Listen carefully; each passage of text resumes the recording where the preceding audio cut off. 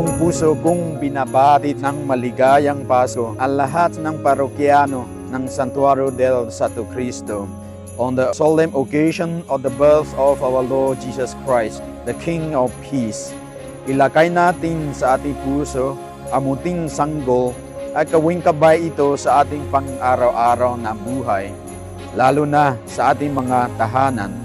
Maging simbolo ito na maging refleksyon tayo ng kapayapaan, pagmamahal sa bawat miyembro na ating mga pamilya.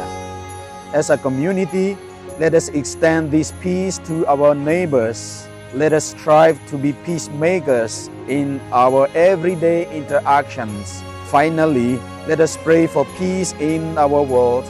In these times of conflict and division, we seek the intercession of Mary, our Mother, the Queen of Peace, to guide us to unity and harmony among all nations. May all wars and turmoil end. At naway ang kapayapaan na Diyos ay maghari sa ating mundo, sa ating pamayanan, sa tahanan at sa bawat isa. Maligayang Pasko sa ating lahat.